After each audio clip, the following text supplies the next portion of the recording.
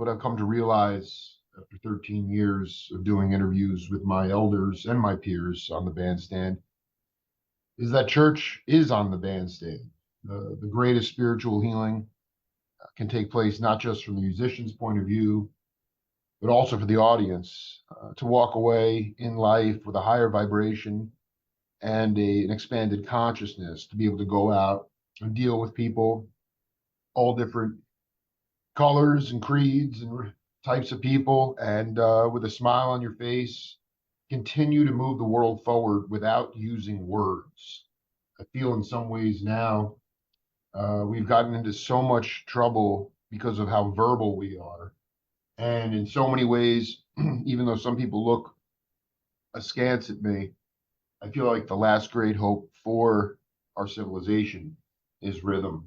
And I get a chance today to speak to somebody who knows all about it, growing up in a family of musicians, emigrating here, and then winding up playing with some of the most beautiful and amazing musicians in world music and in rock and in jazz. It's such an honor. Alex Acuna, welcome to the Jake Feinberg Show. Thank you, Jake. Thank you. My honor, my privilege. And yes, we're here to make a difference, to bring a difference, to establish a difference, and not in a correction way, not correcting anything, but just um, uh, inspiring people. Yeah, right. You know, brother, I want to read you the whole week. This has just been in my head. I wanted to read this to you because this was an interview I did with a dear brother of yours, Ayrton Moriera, and he said, my father was a spiritual healer. When he would get together with his friends, they would be talking about very, very beautiful things, incredible things that are not from this world. I heard a lot about universal energy, which is God's energy that he used to create everything that is around, everything we can see and everything we cannot see, everything we can feel and everything we cannot feel. We are surrounded by matter and we are surrounded by spirits. We are the spirits and we have a body. That's what I learned, that we have a body right now and we can use this body to go through this lifetime right here on Earth. And my brother Alex, I really wanted to ask you, when you were growing up in Peru, was your father or were your brothers, were you involved?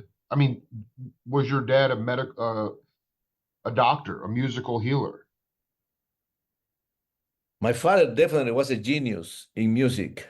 He played almost every instrument, string, woodwinds, percussion. Uh, Wow. yeah, and also he was the band orchestrator and director for the Navy of my country. And I had 5 older brothers that he taught. The reason he didn't taught any music to me because my mother, I'm the last one, the last of the 6 brothers. Yeah, yeah. So the reason was my mom didn't want me to go in the evenings and stay late and come late. And she didn't want to see that kind of life. She already saw with my father and my 5 brothers 6 times. So I love it. Yeah, she would try to protect you. Yeah. yeah, exactly. Yeah. So she told him, said, maybe this one can be a mechanic or a carpenter or something like that. Sure, yeah, yeah, exactly. And anyhow, but to make the long story short, my father was very knowledgeable and he traveled. I think he went to Cuba once, but for sure he went to Panama a lot. And with the Navy, conducting and directing and writing and all of that, and teaching as well, musicians, professional musicians. And so my brothers were raised and as an incredible musicians because my father this is the logo that I remember that he mentioned about this word, Yeah. He says, music has three elements that are very important, but there is a fourth one. And I'm there maybe 6, 7 years old, just sitting in the little corner when he was talking to my 5 brothers. And he said, rhythm, Yes. melody, and harmony. But then one of my brothers said, and that, which one is the fourth one that you mentioned? Oh, yes. Composition, improvisation. So the other brother, he said, can you explain a little bit about composition and improvisation? So immediately he said, well, it can be long, but I'm going to tell you the easy ones and more credible and tangible ones.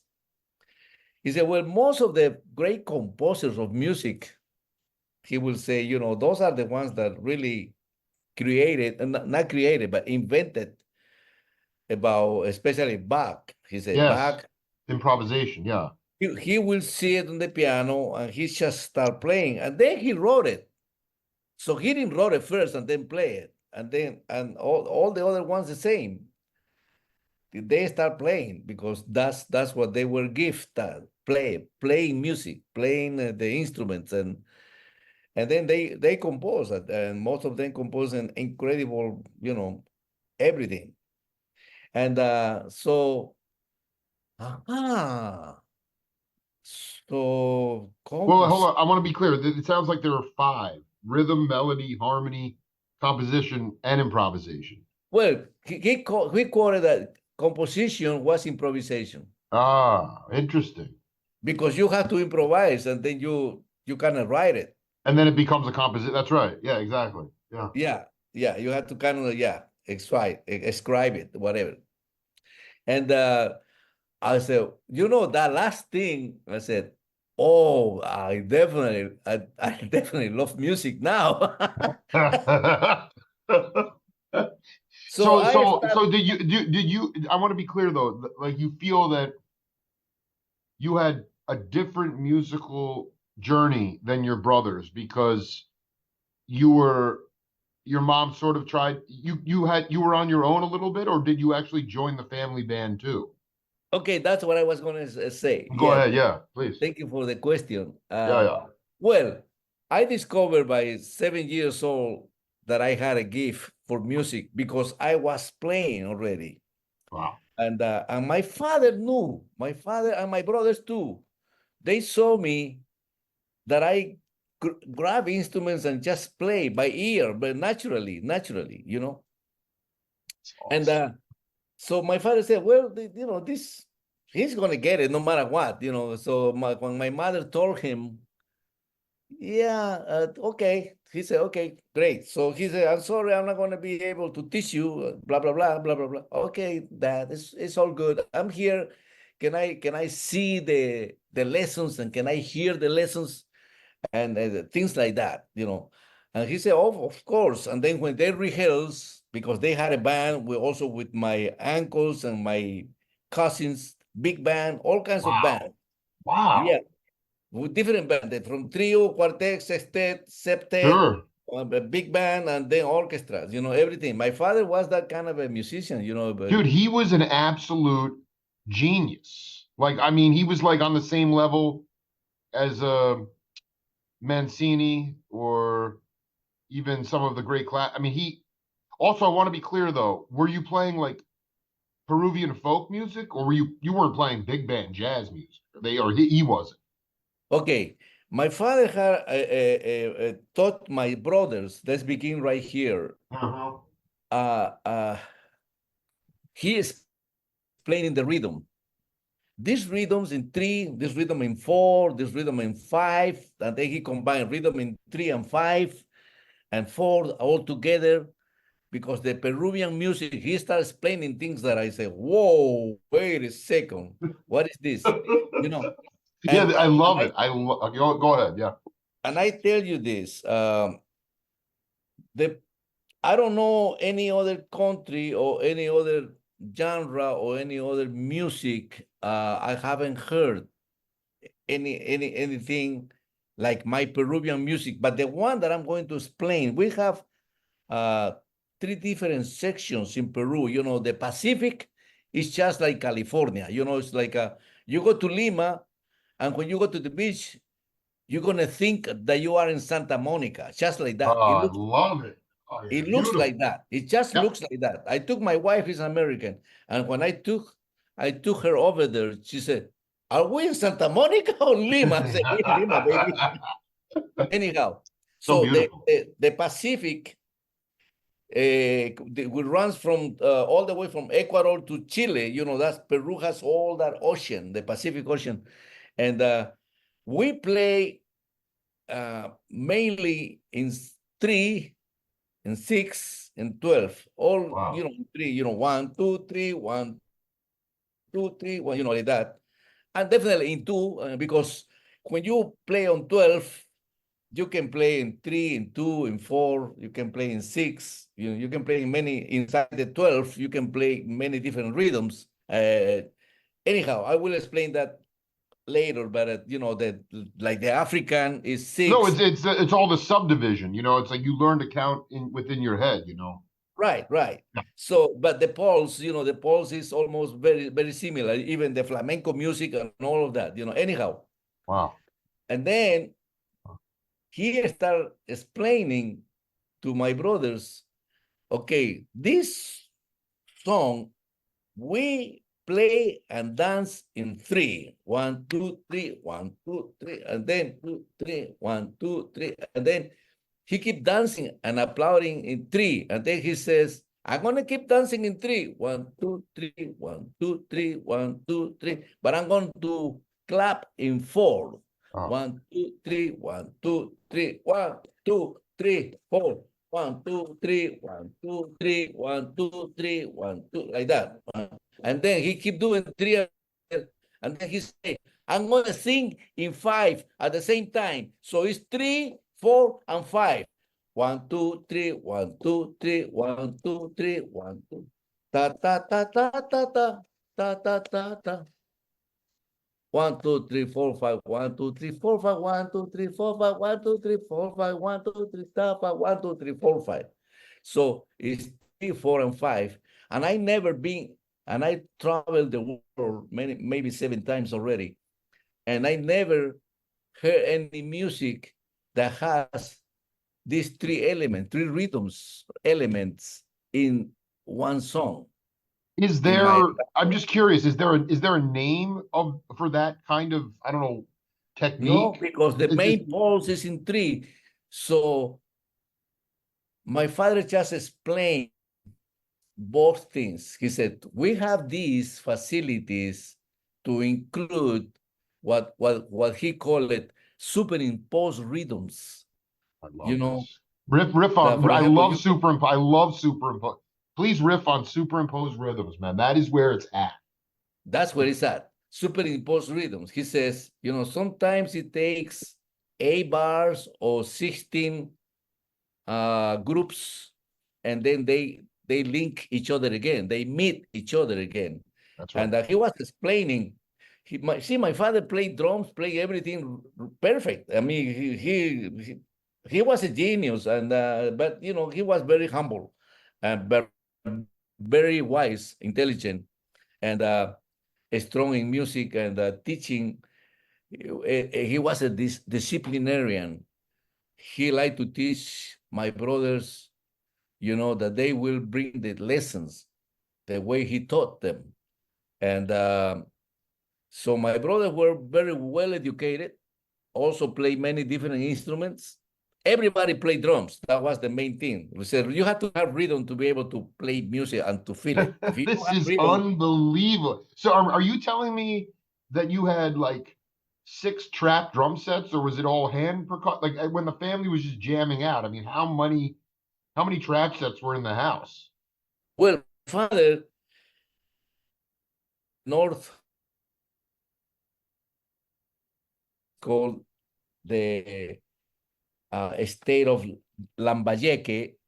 He was born in a port by the ocean, and the name of the little town was still is Eten, Eten, Eten.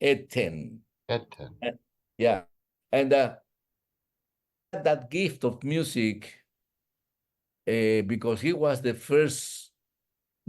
My last name is Neciosub. N like Nancy, E like Ethan, C like Charles, I, O, S like Sam, U, P like Peter. Neciosub. That's my father's last name. My last name Acuna is my mother's last name. So my real name is Alejandro Neciosub Acuna. Anyhow. Might take me a minute to get to pronounce that correctly, but yeah, go ahead. Yeah, I can send you all that, but it's Please, yeah. Well, when I came to in parentheses, when I came to the United States, and I went to join the union, here in Los Angeles, they were not able to pronounce my name. I mean, that's about 60 years ago that I came to Los Angeles. 60 years ago. I came to Los Angeles with a contract to do a tour for 10 months in the United States with the inventor, the creator of the mambo, Perez Prado. That guy. Very familiar, yes, of course. Right. He saw me playing in a TV show. Well, let's get there later. Yeah, I want to go back and go. Yeah, let's not jump too far ahead here. Go ahead. Okay, so when I went to the union, because my mother told me, you're going to over there, you have to respect all the bylaws and everything. You have to really understand the culture, immerse yourself in the culture, learn, always study and live in order, respect the laws and everything, and subscribe yourself into the musician union. Your mom was a very smart woman. She knew exactly what you're supposed to do. Oh, my mother was a genius too. Yeah. Oh my God. Well, my parents had 11 kids. Honestly, I mean, God bless them. I mean, but on top of that, they were they were beyond genius, though. Beyond. Yeah, beyond. They were really wise and smart. Yeah. Oh, yeah. How? So my mother said, so immediately when I got here, a week later with Perez Prado, I went to the local 47, Los Angeles, and took my passport. I came from Peru with a green card, with a permanent residency of United States. Really? How did that happen? Well, when we signed the contract with Perez Prado, my parents, because I was a minor, I only was 18 years old. Exactly, right? And yeah, and in the embassy, in the American embassy, they knew him. They knew Perez Prado. I said, "Oh, Mr. Perez Prado, yes, you're taking Alejandro, yes." Well, here's your green card. Yeah, that's beautiful. 10 months of work, we're going to give him a permanent residency because, he's a young person, and I'm pretty sure he would love to stay there. So they gave me a permanent residency, Anyhow, so like I was saying, I told the musician union guy that was subscribing me, because somebody told me how to pronounce my last name. He says, pronounce very fast, nasty old soup. Nasty old soup. That's necio soup. See? Nasty soup. Nasty old soup.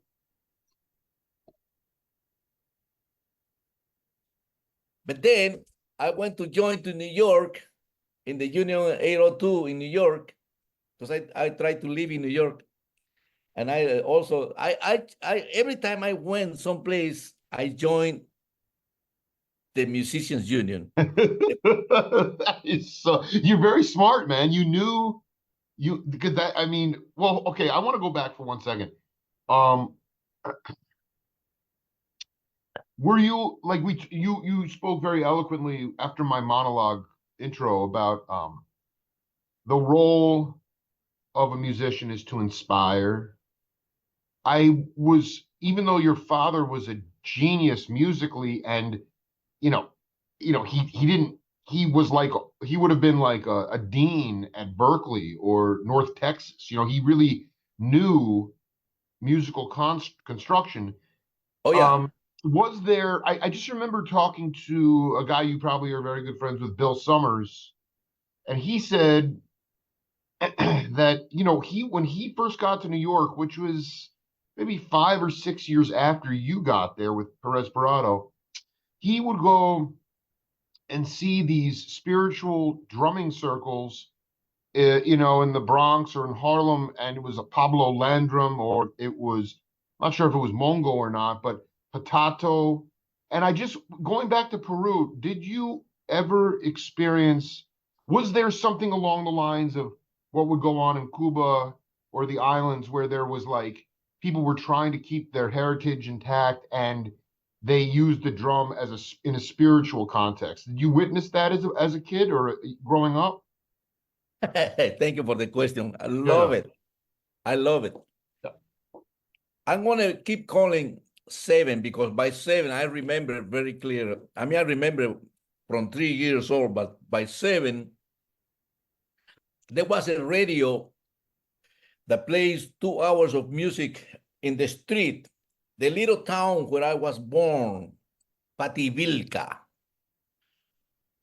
In that town, there was a guy, like kind of a 7-Eleven store, that he had a window, and he put in his window from 12 to 2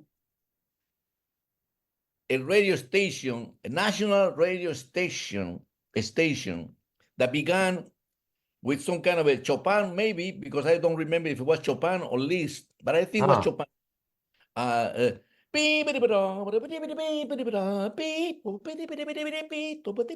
This is the piano. Yeah, yeah. And then he announced, yeah, this is the hours of music from the world, from everywhere. They play Cuban music, they play uh, Duke Ellington music, they play the rock and roll guy, not Elvis, before Bill Haley, no Bill Haley, yeah, the Comets, yeah. Bill Haley, and Sure. they play African music, they play Brazilian music, they Really? play Peruvian music in those two Whoa. hours. I said, oh my, so my mom knew that those 2 hours where she was going to find me. I was program started with a job ah, not least Chopin piano, introduction, and then start. The guy says we're going to play music from all over the world, including our own music from Peru. Wow. And they started playing with Duke Ellington, and then Cuban music, Sonora Matancera, and this is with Celia Cruz still living in Cuba. And Wow. this is before Mongo Santa Maria. This is before Tito Puente. This is before all those people that came to This New is unbelievable. So it was, those cats had not, they weren't even name recognized at that point. Oh York. my gosh. Amazing. But I was only 7 years old. Like I told you, I'm going to be I mean, you were 80. a kid. I mean, you were just having a ball. Yeah, Yeah. exactly. So when I hear all this music from Brazil, from Africa, from Europe, and Bill Haley and Elvis, this is before the Beatles. I mean, anyhow, I said, "Whoa, this is what I love," and that's how I learned everything because God I gave want me. to, I want to ask you, did they didn't play like, I mean, they played, it sounded like they played everything, but did they play like Lead Belly? Like, was there any blues there or no? No blues. Well. Duke Ellington is oh, Oh yeah. oh, that's a blues chords, anyhow. Totally, totally, totally. Right. And then the Bill Haley, sabaram, sabaram, sabaram, sabaram, sabaram, sabaram, the clock, whatever. And then the Cuban music, yeah, they was they play like an Afro. They call it in those days Afro, like that, Oh And yeah. Celia Cruz singing beautiful with the Sonora Matancera from Cuba. Anyhow, so that's how I learned. I memorized, I remember all the songs. Still, I do remember all the stuff. Music from Brazil was amazing in those days. The sambas, the carnival rhythms with a lot of drums and bands, amazing singers. Oh, I know some singers. I mean, it was so fresh. It was so burning. It was I mean, I'm only 46, Mm, but man, that music was coming to the forefront, and it was so new, and it just burned right through the airwaves, man. It's unbelievable. yes, exactly. And so when you ask me about how did I understood, because going back to my dad, I remember my dad says to my brothers, music is only one word, music. But inside that word, there are many different styles, especially from different countries, cultural music from different countries. And my father was explaining to my brother, but it's only one word. And American music, Cuban music, Brazilian, African music, European music, whatever you want to put, is still music. And so in a way, my father wasn't not just, oh, I'm just gonna play classical music. No, he chose to play everything. So when you ask me what kind of a music that my father played with in his Yeah, band, yes, yes, my yes, yes, brothers and all of that, yes. was because they played everything. They That's played. yeah, so that is completely out of the Duke Ellington school. It's all music. The subjective part is maybe it's either good or bad, but there are no labels. They played everything. They transcended it. It was all music to them. Exactly. And right now, in this time right now, Yeah. I'm glad.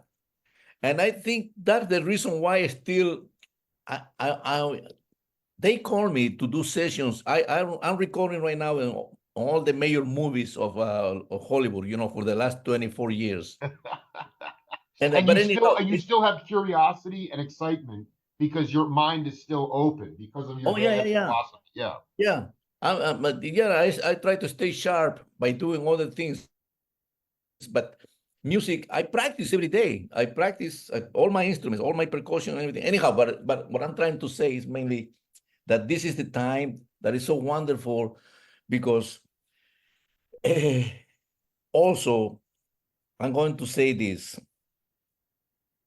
Since I was 7 years old, I look at the sky up there and I talk to God. I said, seems like you give me an incredible gift because I understand none of my friends that I play soccer with, none of them play music. None of them understand. None of them know how to dance or sing or play any instruments. So I'm different than all of them. You gave me a gift. And that's when I established my relationship with God, I'm not, That is exactly what that that is the most powerful thing that you said so much beautiful stuff, but that was my question. You can go on is just your connection to God, the source. That was yeah, where it happened. That's where it happened. yeah. But also my mother was a Christian already, and I follow her Hmm. steps. And the reason I talk a lot about my mother is because my parents were already not divorced, just separate. My father was living across the street.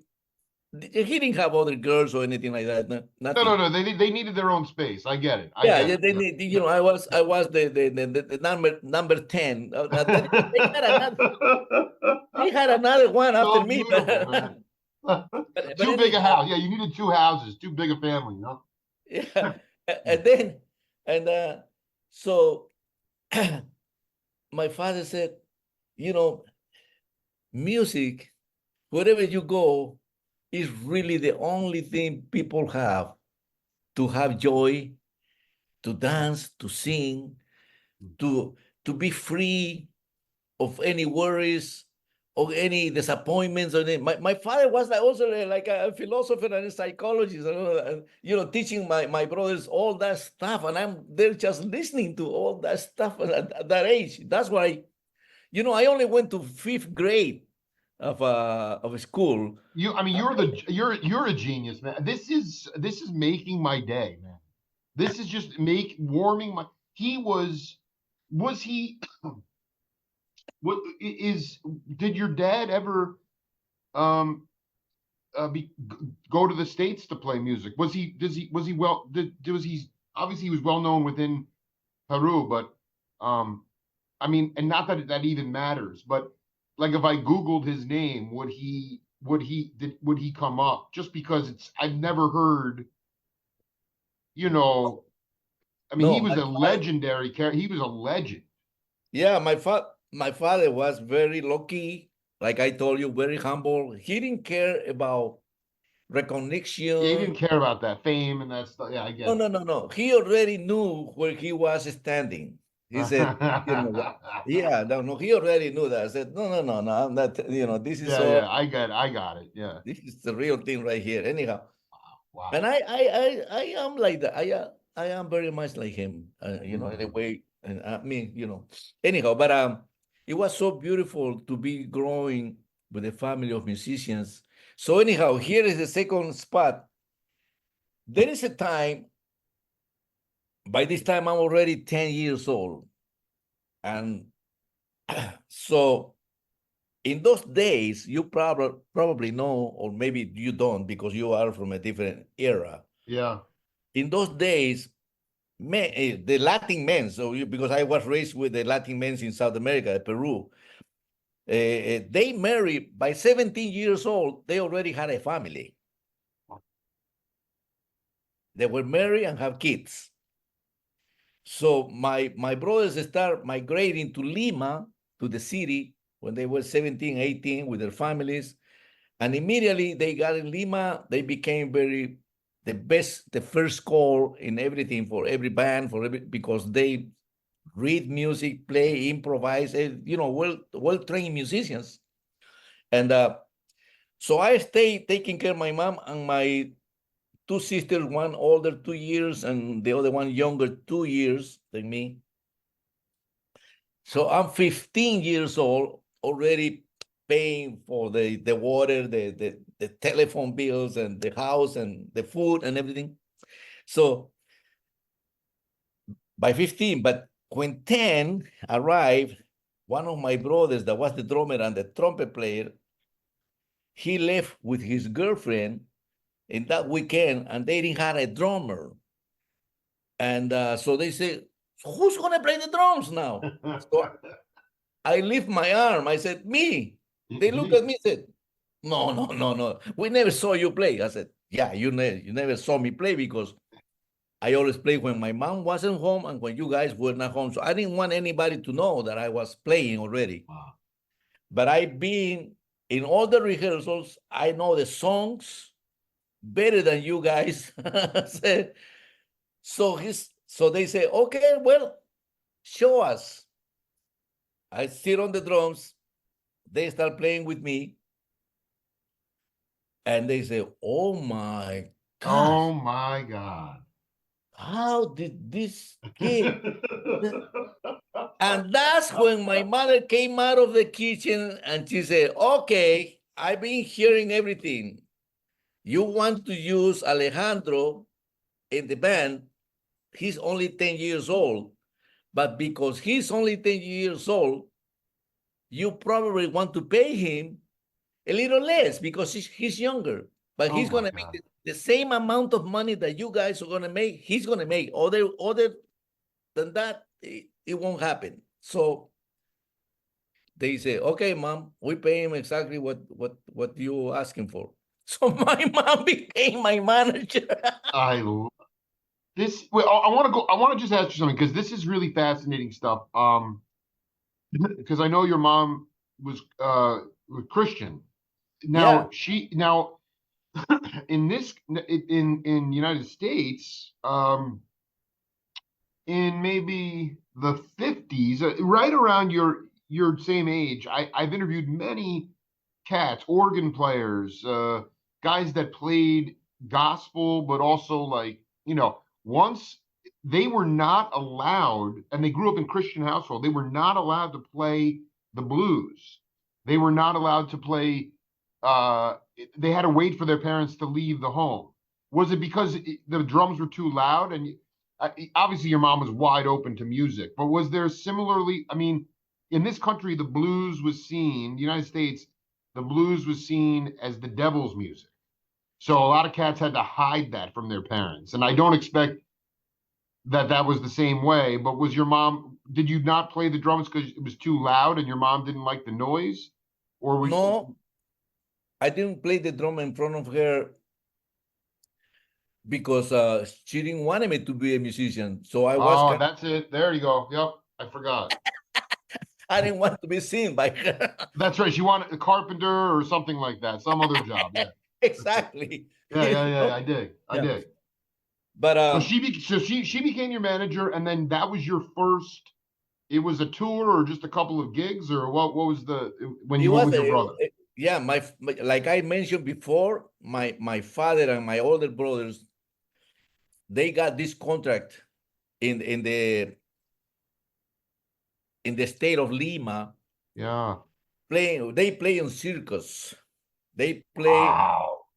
uh you know everywhere, weddings, they play dance parties, they play in South America in those days, because the Catholic countries, they play what they call it, they celebrate the weekend of certain saints, Catholic saints, Absolutely. Absolutely.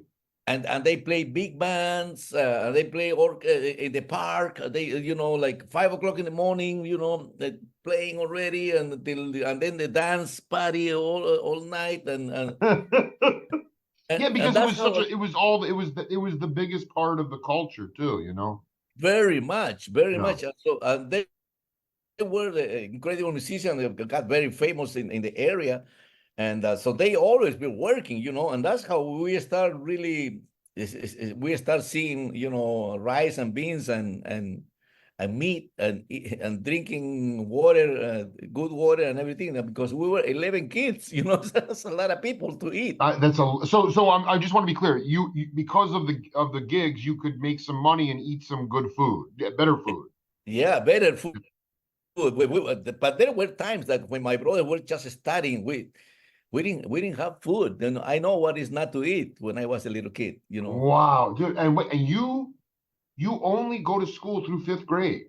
Fifth grade, yeah. Man, I this is I have goosebump right now, man. I really, it's so amazing. But I had to tell you this. Yeah, yeah, Remember I told you that I established my relationship with God. God knew, because he's the one, like you said at the beginning, he's the one that made everything, created everything. absolutely. So he knew also that I was going to educate myself. He said, I give this little boy a brain, and he knows how to survive. He created me to be a survivor, because, going back to Perez Prado, when he brought me over here, I was only 18. But I came along with no family, not even drums, nothing, not understanding the language, not the culture, nothing. Like we came to New York. We landed in New York 5 days, and then we came to California to rehearse. I saw New York. I went to see the Empire State. I was about 20 minutes looking at the Empire State. I never. This is God's way. Yet he's like, you see, you survived, you figure it out, now you're here, you know? Exactly, but definitely, I always knew that my mother was praying for me because she didn't need to tell me that I knew that she was my mother. I don't want to say that I was his favor, but I was the youngest. No, I understand. You were also the younger male, so some expectation there that you stay home, take care of your family, take care of your sisters, take care of your mother, that kind of thing. But the talent God gave you was superseding that. I Yeah. wonder, like, so much is going through my head, and um, you know, I guess the other thing I wanted to ask you is that,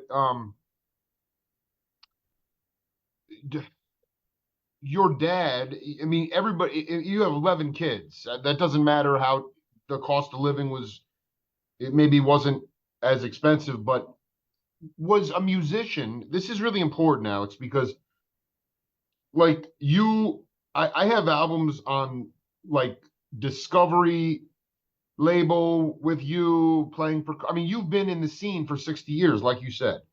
And Yes.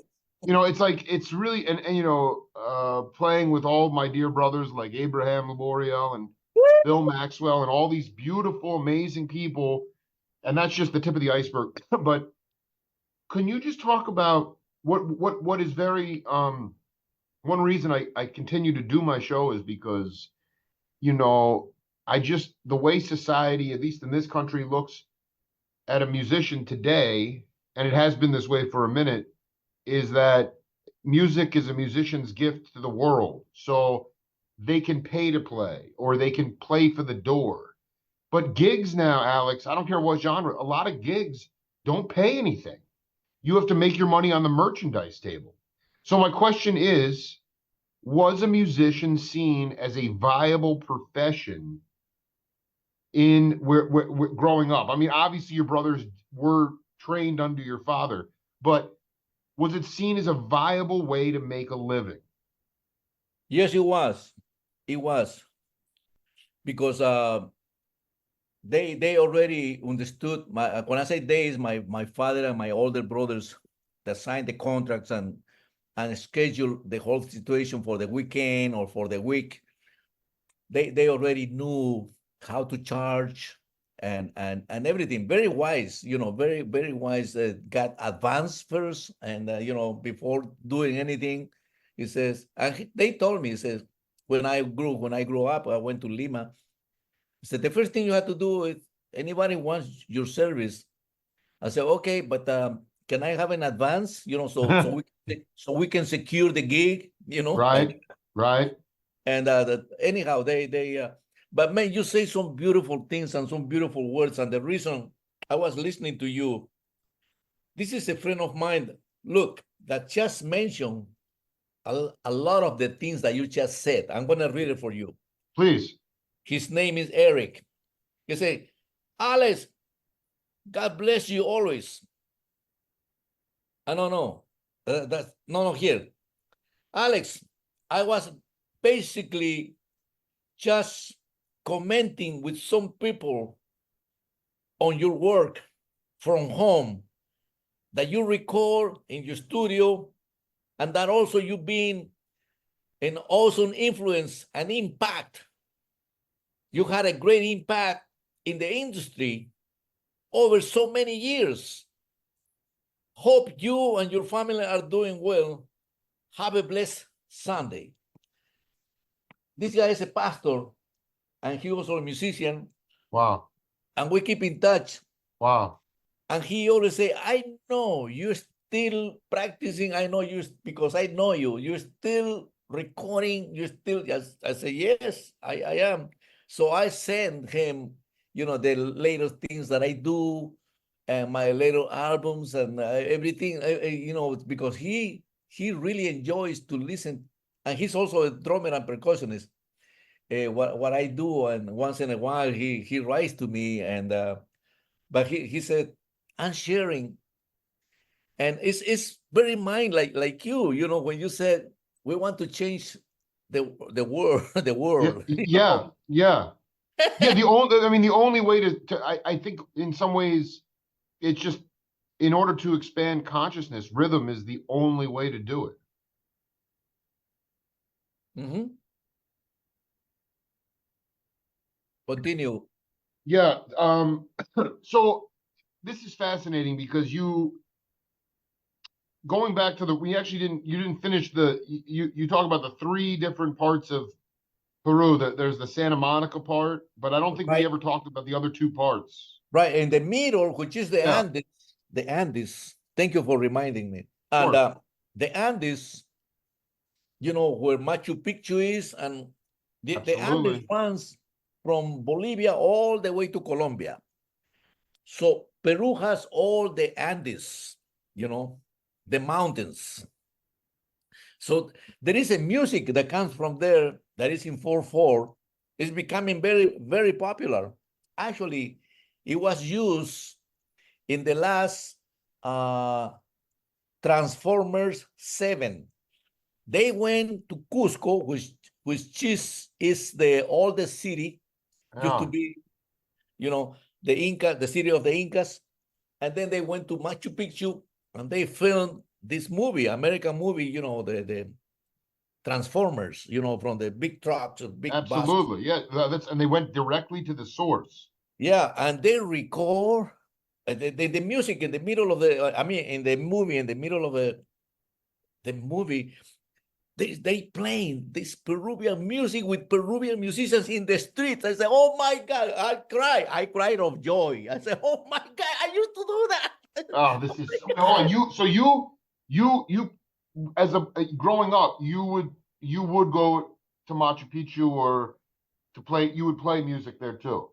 No, that music was played all over Peru because it's the only Peruvian music that came out from the earth. You know, From the it's Andes, yeah, exactly from the roots, yeah. from the Andes. Yeah, that's a Peruvian music. No influence, I dig, yeah.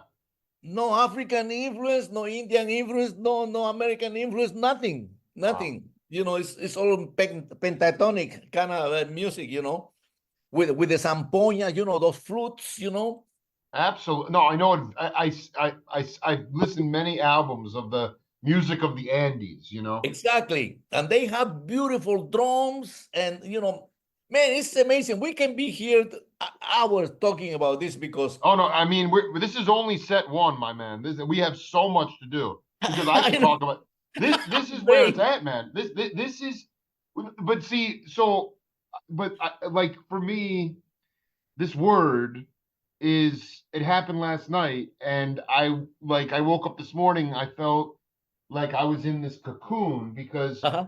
there was so much rhythm last night, percussion and drums and really heavy kind of.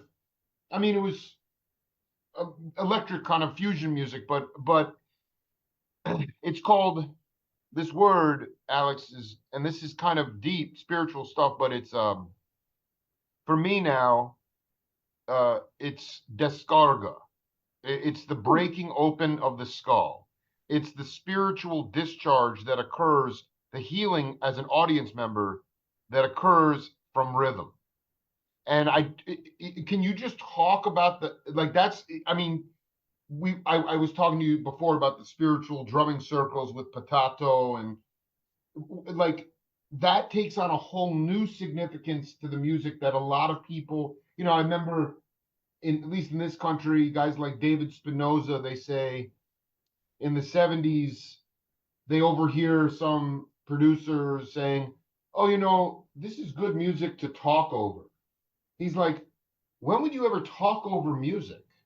I feel like music, in so many ways, the significance of it in our culture has been made for pacification or it's been made for background music as opposed to healing, a descarga. I wasn't sure if there was a word, a Peruvian word, or the thing that if you want to just riff on that any way you want, but the idea of healing, it is actually, you could go in as an audience member and not feel good. You could be sick and you walk away and you are healed because of the rhythm. Oh yeah, totally agree. I'm gonna start from the bottom of this. I mean, from Yeah, the last. please, please. You know what happened is right now. You know that there's some people, a lot of people like epileptics, right? Yeah. Well, about a couple of years ago, because I do martial arts. You know, I've been doing martial arts for about Wow, wow, for about wow, for wow. about 50, Oh man, dude. Oh 55 wow. years, you know, doing martial Damn. arts. Yeah, for about 55 years. Anyhow, I tell you more about it later. But Sure. one of the black belts that I studied with him, and he said, Alex, I'm helping in this hospital, blah, blah, blah, blah, blah, blah. You know, do you have any instruments? Because I discovered, and it's been already in the studies, that if you're teaching to these epileptics, and not only epileptics, or any, you know, anybody that has some kind of a brain situation, you know. Absolutely exceptional. Yes, no matter what. Yeah. Right. I said, yeah, man, come to my house and bring, you know, bring a truck because I can give you a lot of stuff that I don't use. Okay. So he came, I gave him, you know, wood blocks, little marimbas, you know, little this, little shakers, drums, and I show him, and I make a video. I said, you play this with your fingers, pa pa pi pum pam, pa pi pum pam, like just simple rhythms, you know. Great, great. So then I went one day and I saw how he was teaching them, and man, a lot of improvement in their mind and in their behaviors. And I was like, oh my God, rhythms. That's exactly what you're saying, Jake. Yeah. Rhythm. Well, first of all, we need rhythm for everything. Like, for example, right now, we're talking in the conversation that we have. You talk, then I talk, and then you talk. And we are in rhythm, you know, everything. We're developing chemistry in rhythm. Yeah, exactly. Exactly. Yeah, that's all Not it not is. not stepping on each other, not talking over each other, but try to develop simpatico, you know? It's amazing how rhythm is part of everything. I mean, who walks with no rhythm? I mean, you can't walk with no rhythm because you will fall immediately, you know. So No, I mean Billy Cobham in one of our interviews, he said you your rhythm is how you walk. It's how you walk, you know? And anyway, yeah, yeah, that is true. You know, when also in parentheses, I tell you, when Joe Zawinul came to hire me to play, yeah. he came to Las Vegas to hire me to play with Weather Report. He came with a road manager, and so we met at the Caesar Palace, and he said, Alex, I said, what? I want to see you walk. Can you walk from here to the car? Oh my God. No, Erskine said that. Erskine said it. He said he asked him to do the same thing. I need to see you walk. He said you walk, your steps, you don't have big enough strides. He was telling, but that's it. But some people say that anyway. That's so freaking clever. So he So wanted to see you walk to the car. exactly, you know, I love it, man. and let me tell you this, man. Joe is really, really underrated. Joe is like my father. Joe is a genius musician that when he left this earth, he left an incredible hole, very difficult to be filled up, Wow. musically speaking. That's Joe. Because a lot of people don't know the vast and many compositions and his playing. They people think that Joe plays only synthesizers. No, no, no, no, no. Joe and I became very close friends to the point that before 3 years before he died, he called me every Monday to pray with me on the phone. And I went Wow. to visit him in his house in Malibu. And then he went to New York for a couple of years and then came back and said, Alex, I'm back. Great. We used to get together every Saturday because he loved the fights, the boxing fights, Kiao and all those boxers. And I Yeah, took the family, we did barbecue and he smoked his weed and my family would be watching amazing. And then we played I went about 2 o'clock in the afternoon and then we came out about 2 o'clock in the morning out oh back. my God. Oh my gosh.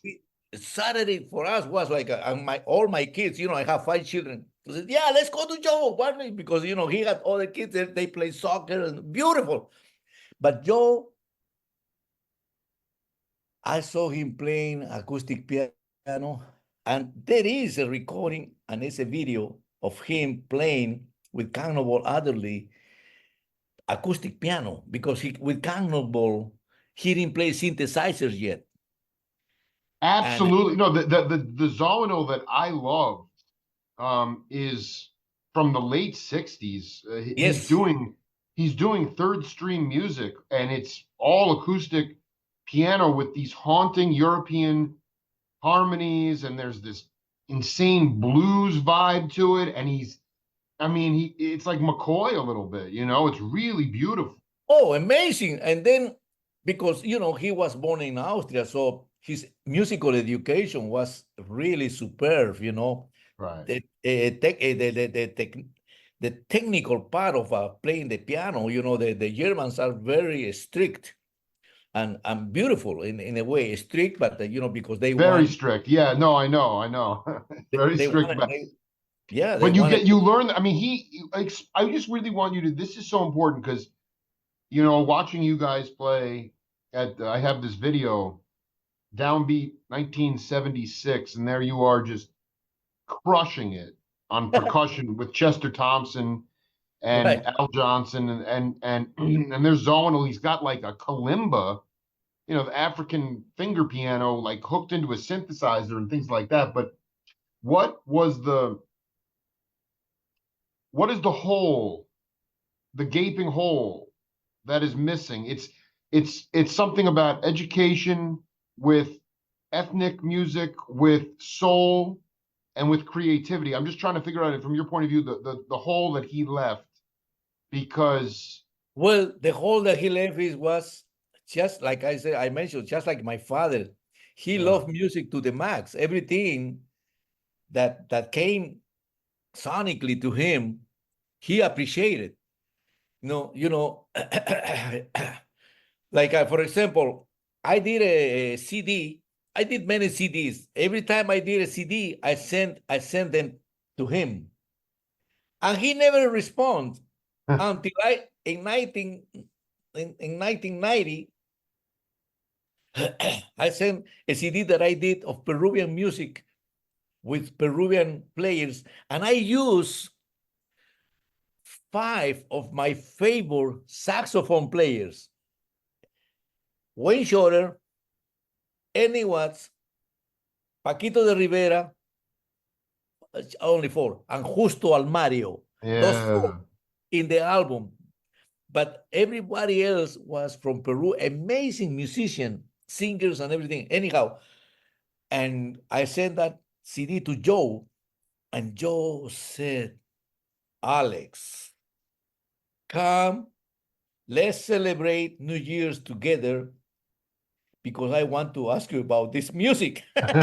Fine, he listened. He finally get back to you. I love it. Finally got back to me, exactly. So I took the whole family. We celebrate. Sergio Mendes was there. Many other people. I think what is the name of the guy? Yeah. Horace Silver was there. Anyhow. No way. Wait, was this in California or New York? No, in California. Yeah. Horace Silver. This was a New musicians were Year's there. Eve party. Unbelievable. And Yeah. I knew everybody. Jake Hanna, a drummer that used to play with the. Oh my God, a ridiculous drum. Ridiculous. Yeah, drum. a ridiculous drummer. And Ridiculous they drum. always there. Oh wow, Alex, we're celebrating with me. And then he was telling everybody, look what Alex sent me. He played my music. And he said, he stopped it.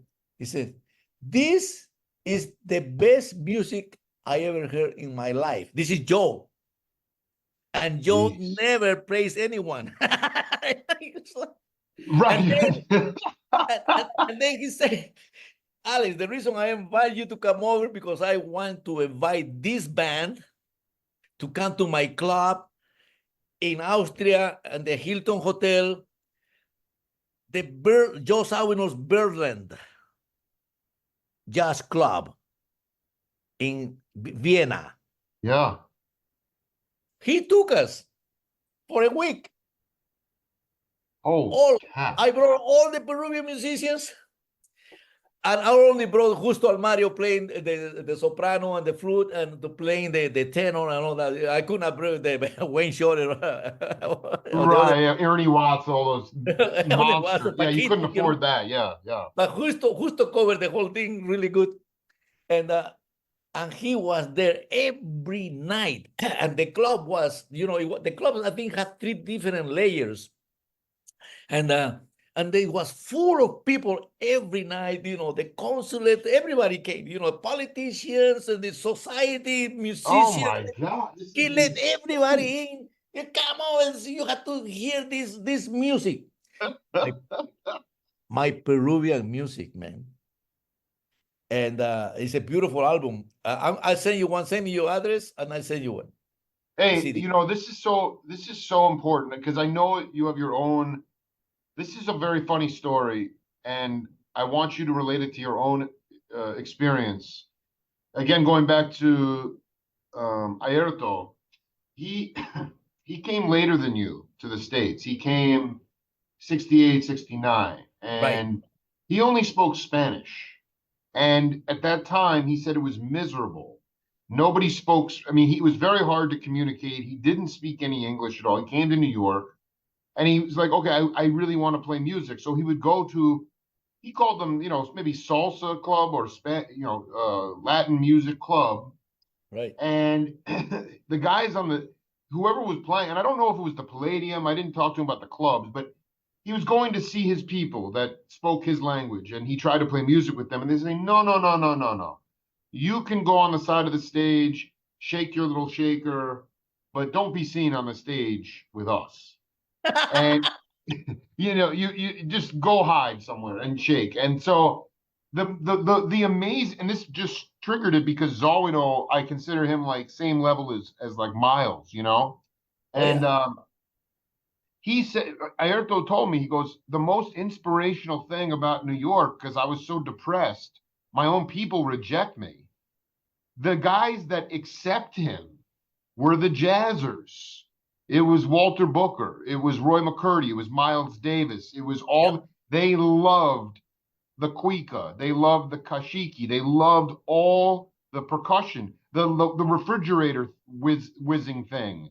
But it was just interesting. He come to the States, and again, he didn't have a gig like you had with Prado, but his own people say, no, no, no, no, just stay on the side of the stage. Don't be seen.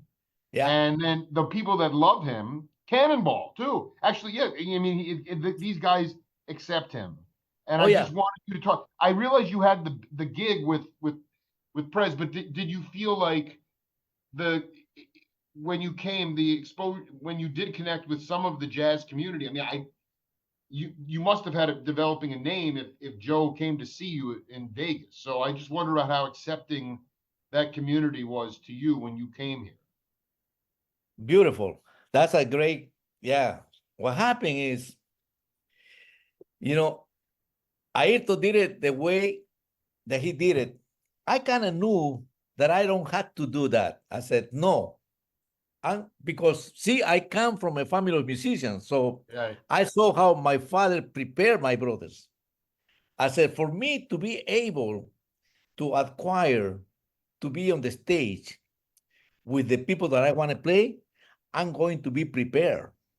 I'm going to be at their level. Now, before I start on this, Ayrton is a genius. There is no percussionist in the world like Ayrton. It's impossible. Like Wayne No, Shorter. I want to stop. I want to also ask you, the thing about you is so beautiful because I mean this is going back 2011 when I interview him, and I find this live show from 1982, and I can't remember, but you're either playing trap drums or you're playing percussion with him in Flora. Is that true? Is that ring a bell to you? Yeah, I was playing drums. You were, dude. It is in, dude. That I don't know if you've heard that recording. That is the most burning show I've ever heard. And I was like, wait a minute. I thought Alex Acuna was percussionist. I'm like, he is killing the drum set. Hell yeah. Well, I grew up playing both Of course, from no. It's anyway. Ayrton, no, you don't. You know, we know he is an absolute genius, but he was also bringing his own percussion. It was so interesting that the guys who took him in were the those amazing genius guys like Cannon and like the jazz guys. I mean, that to me was the epitome of jazz. It was freedom of expression. And but you have your own story, and I mean, Alex, you were trained, you were ready, you knew kind of the professional, you were told how to do it, but also, I mean, it does help. I mean, you were probably playing 200 some dates a year, right? I mean, you guys had many dates. Oh yeah, what happened with Ayrton is the same thing that happened with anybody that is known. Everybody, Chick, Herbie, Keith Jarrett, they all started at a very young age playing Yes. an incredible level. Yes. So they had the gift. Everybody that has a name out there started very young. Maybe just Wes Montgomery started at 33, but anyhow, other than Yeah, no, he was out, man. No, it's true. They received the gift, yeah, early, right. and they knew, yeah. So anyhow, but when the jazzers saw Ayrton, see, but the jazzers, the jazz musicians are very wide open in every ways. Oh yeah. They hear everything and they see everything and they know everything. The jazz musicians is like the classical music of this era. I mean, the real jazz musicians. Absolutely, absolutely. The jazz musicians they changed music forever for everybody. I mean, you know what I mean. Anyhow, so Ayrton comes, but Ayrton had an incredible gift in him. Everything that he can play the floor, whatever he can play the door and make an incredible music. Yeah, I he mean, could make rhythm. He could make it danceable. It's insane. yeah, Yeah. Ayrton is Ayrton. There's no other guy like Ayrton. It's impossible. Anyhow, but he was well trained in his own country with his own music and his own style, but he also was a superb drummer. I love the record that he did with Chick Corea and Stanley Clark and Still Joe. to this day, I want to be very clear. That first Return to Forever album that you're talking about with Joe Farrell and Chick Right? and Stanley, so many guys that don't even really play jazz, they play rock or psychedelic blues. That record had such an impact on so many musicians. That drumming is so, I think it's superimposed rhythms. I mean, it's insane how funky that is. Oh yeah, it's because it's very up to date. It's very modern. It still sounds Yeah. like today. Yeah, right, exactly. Yeah, no, very, very, very. I mean, that album changed my life. Anyhow, so when I Yeah. was trying to tell you, after I finished my tour with Perez Prado, 10 months, he went to Mexico and I went to Peru to visit my mom. And my mom said, I know you want to go back. But she said, and I know you want to go to Cuba. But she said, but Fidel is there. You cannot get in there. Right. So I said, Mom, where should I go? I'm still 18, going to 19 now. My mom said, well, go to Puerto Rico. Oh, yes. So, Oh. God always was on my side because I started playing in Peru with an incredible band, Brazilians, Argentinians, Peruvians, fusion, jazz, songs, singers, everything amazing. And that band came to Puerto Rico and said, Alex, You want to play drums with us? Sure. I came to San Juan 1965, December. Unbelievable. And Wait a minute. You're telling me that your mom said go to Puerto Rico, and then a band that you used to play with in Peru wind up there, and they say, "Hey, Alex, come play with us." yes. That's the guy. Yeah. See, this is divine timing here. Yeah, exactly. It's I'm glad that what you just said, because whatever you have in your heart, God knows it. God knows Yep. your That's visions, right. That's right. your desires, your dreams. He knows it. And he knows that you want what you desire, your vision, your dreams. He knows that you want that really powerful in you. And he make it possible. That's right. People say, oh yeah, coincidence. No, there is no coincidence. That's what I can. My people said. I said there are no coincidences, man. No, There are none. it's a calling. This is. I grew up anyway. That's a whole other story. I just want to be clear. Was there like a Playboy club in San Juan? I mean, I have to believe that some cats like Buddy Rich or maybe some acts would come down to like. Did you get? Can you talk a little bit about some of the gigs you played? I mean, that is Well, in 65. I mean, that 65 is like exactly. that's like Joe Beam and Lalo Schiff. That's Bossa. But I'm just saying everything was just coming to the forefront then. The Beatles, Okay. everything, you know? This is, man, you saying and making me laugh, because what you're saying is exactly what I have to say. I know, because you lived it, man. What happened is, see, my mom, so smart, you can't go to Cuba. You had to go to Puerto Rico, because she knew what I wanted. She wanted me. She knew that I wanted to grow playing, to grow more with the hand percussion. She wanted. She knew that I wanted to play like Cuban, like a Puerto Rican, because I already knew how to play Brazilian, and because we're from South America. So she said, "Go to Puerto Rico," and I went there. Now, Puerto Rico became like Havana, San Juan, because all the hotels, the Sheratons, the Hiltons, the Marriotts, they all built up hotels and casinos just the way Havana was before 62, Right, 1962. right. So 3 years later, Puerto Rico is shining with casinos, with show, concerts. Frank Sinatra used to come over there to perform.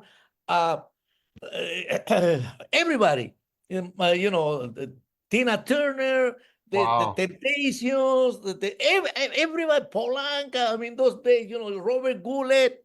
And the reason I'm saying all this is because all these people they brought to San Juan musicians from New York. Yeah.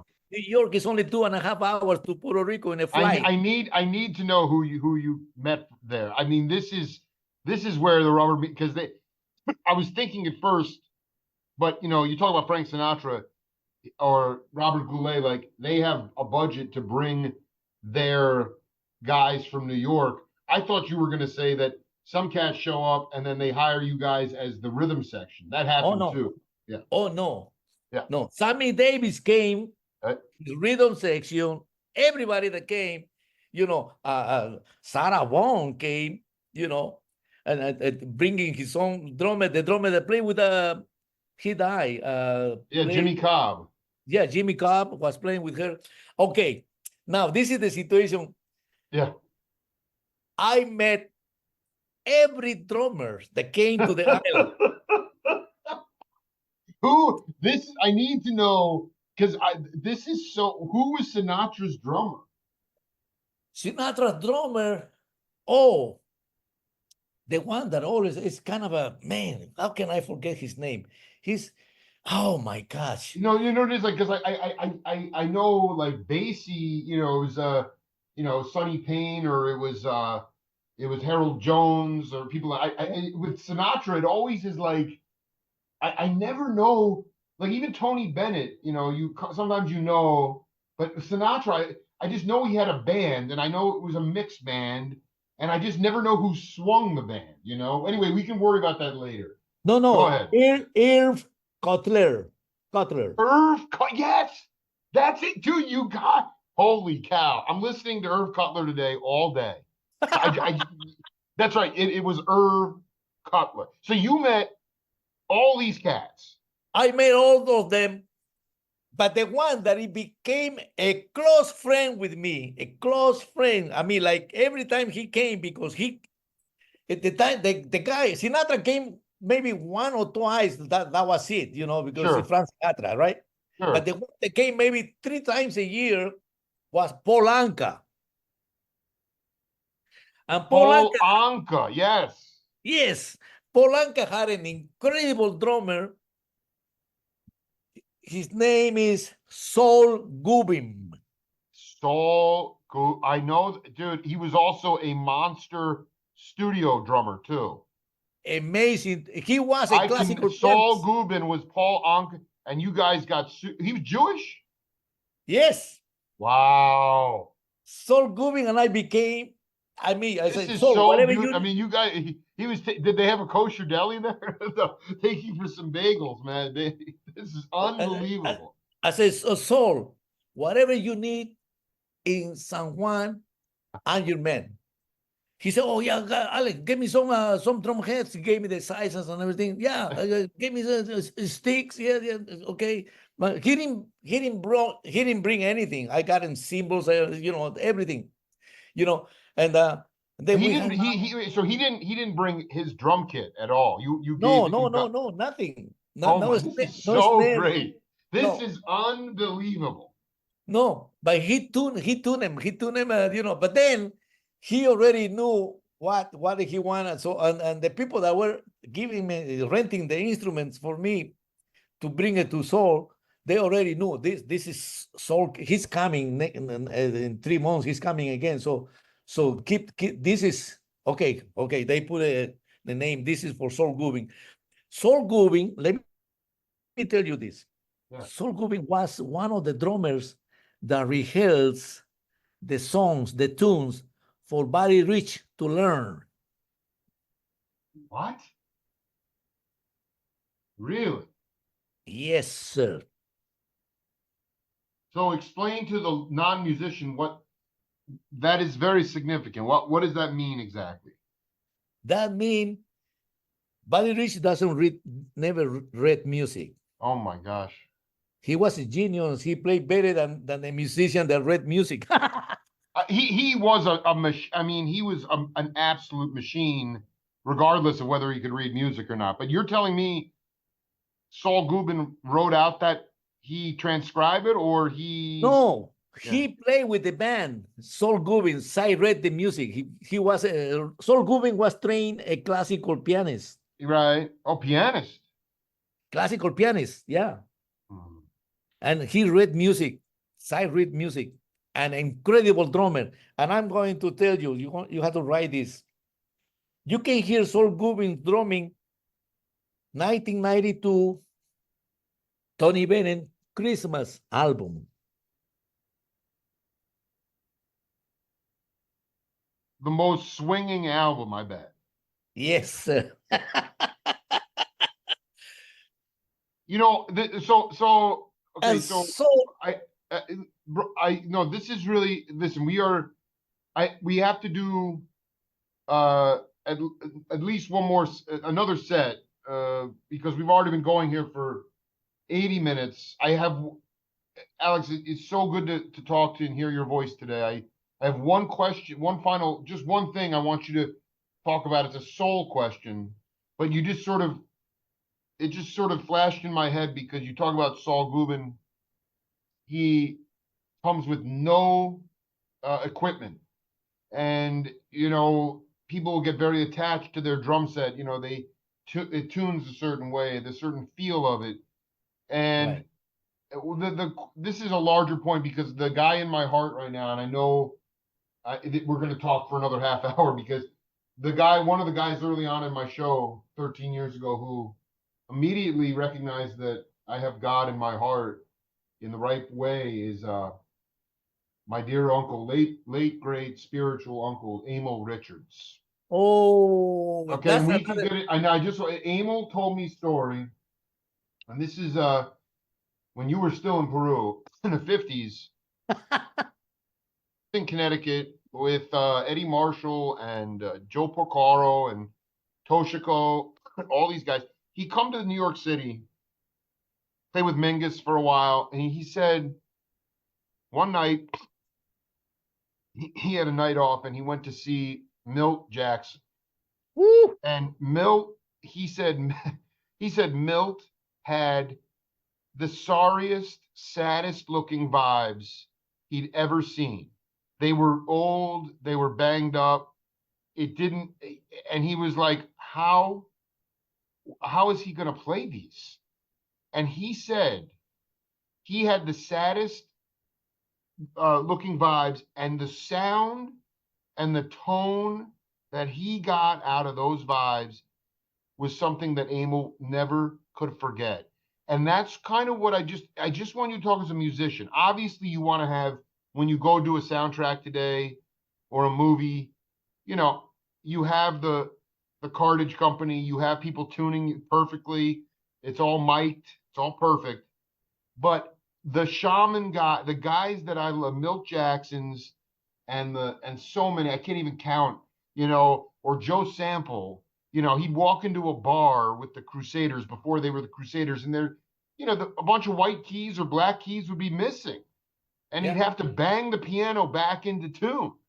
And it's yep, like, I want you to talk about the idea of Milt Jackson creating creating a sound with no ampli just through your soul and through your physicality so that you right. can get, you know, that to me is music.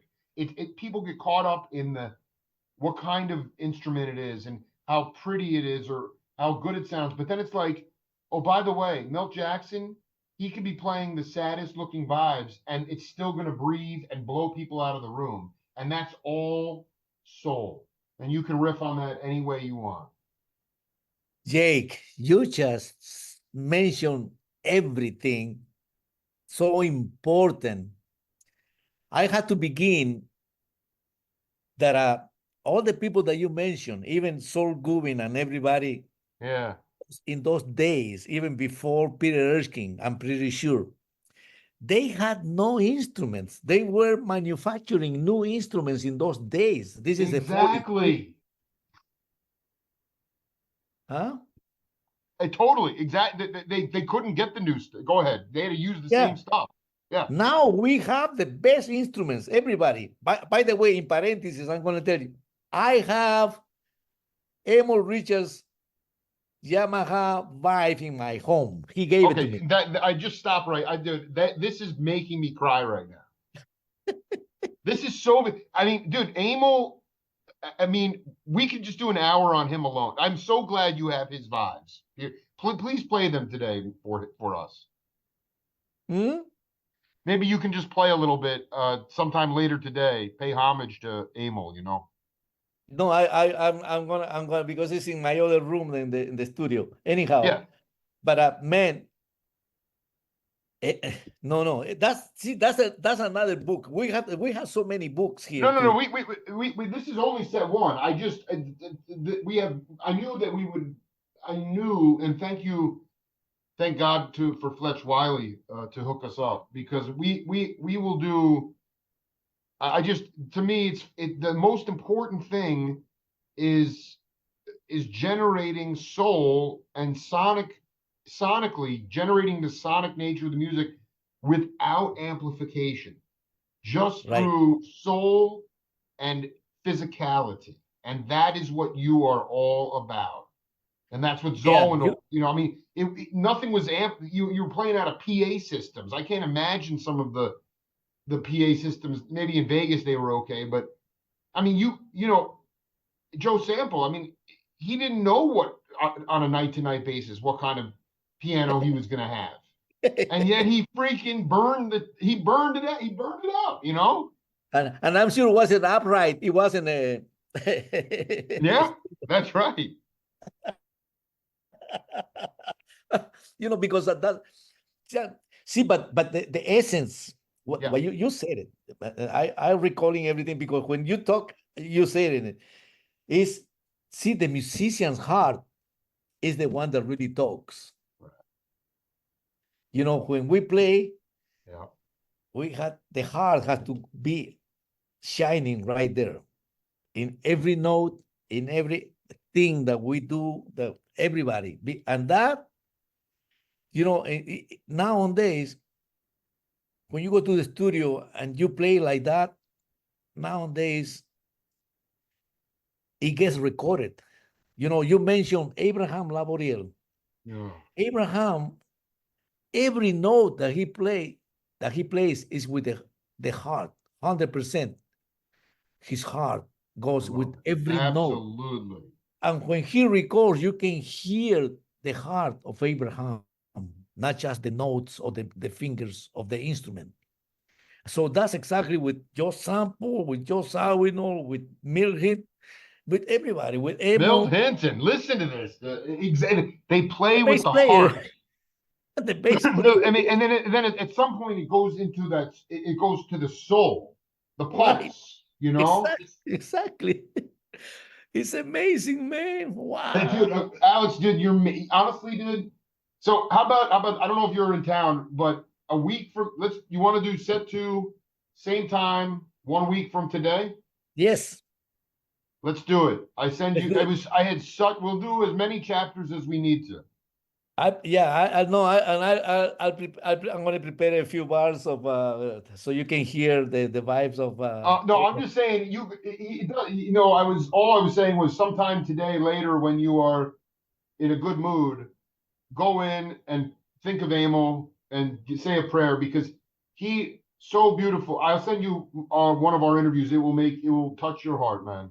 Yeah, no, because Emol and I, we were like family, man. You know, him and Joe Pocaro, Emol and I, with our wife, we go out Saturdays to have dinner, and then we do a lot of sessions. I mean, I was in the last sessions that he did with Michael Giacchino, you know, and playing live with Michael Giacchino. He worked until he was about 86, 87 years old.